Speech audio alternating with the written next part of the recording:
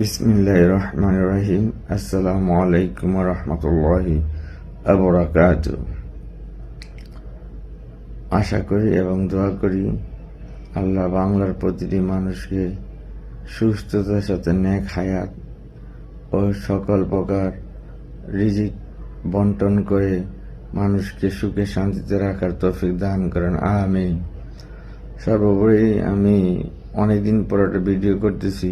আজকে আমি ভিডিও করতেছি যে বাংলাদেশের বর্তমান যে অবস্থা, বাংলাদেশের এই অবস্থার জন্য বর্তমান সরকার নিজে দায়ী।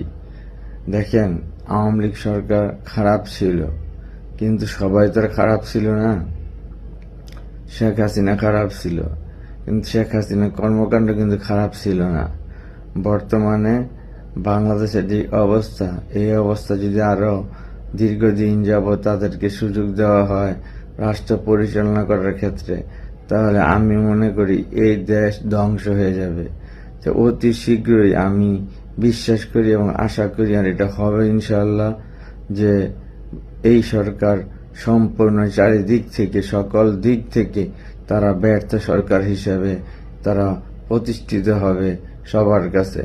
আর এখনই জনগণ বলে শেখ হাসিনার সরকারই ছিল সর্বোপরি সবচেয়ে ভালো সরকার, শেখ হাসিনাকে আবার চাই। আজকে শেখ হাসিনা যতই খারাপ হইতো, যত দিন যাচ্ছে জনপ্রিয়তা শেখ হাসিনার বাড়তেছে। আর আমরা যারা আওয়ামী লীগ করে নিজের বাবা মা ভাই বোন সবাইকে দূরে রেখে বাড়ি ছেড়ে আজকে আমরা পালিয়ে বেড়াই, আমরা কি অপরাধ করেছি তা আমি জানি না। তবে আজ বা কাল আওয়ামী লীগ আসবে, 100% আসবে। আপনারা যারা যারা যে ব্যবহার করতেছেন তারা এই কথাগুলো ভালো করে মনে রাখবেন, কারণ আমরা সব মনে রাখতেছি, আমরা এটার জবাব ইনশাআল্লাহ দিব। তবে হ্যাঁ, কারো ক্ষতি করব না। যে আমার ক্ষতি চাইছে তাদেরকে আমি ছাড় দিব না, ইনশাআল্লাহ ভুলেও ছাড় দিব না। আর আওয়ামী লীগের ভিতরে কোনো এখন একটাই সংগঠন, আওয়ামী লীগ, না ছাত্রলীগ, না যুবলীগ, না শ্রমিক লীগ, না তাঁতি লীগ, না যুবলীগ, কোনো লীগই না। সবাই আমরা এখন এক কাতারে, আমরা আওয়ামী লীগ। মৌমাছির কোনো যে মৌমাছি যে বসে, এই মৌমাছির যে জায়গাটা বসে, মৌমাছির চাকে যদি কেউ খোঁচা দেয়, তাহলে কিন্তু একটা মৌমাছি না, শত শত মৌমাছি একত্রে আক্রমণ করে।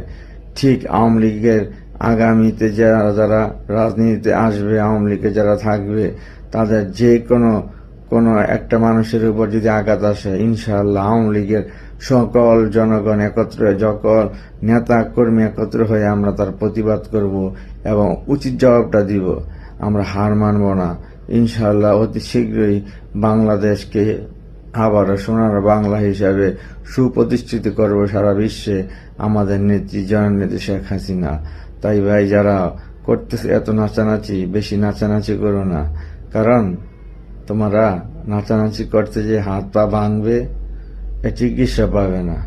যাবার বেলা একটা কথাই বলি, রাজনীতি আমার নেশা না, রাজনীতি আমার পেশা না, রাজনীতি আমার অতীত, রাজনীতি আমার বর্তমান, রাজনীতি আমার ভবিষ্যৎ। আজ বা কাল দেখা হবে সবার সাথে, জবাব পাবে সবাই।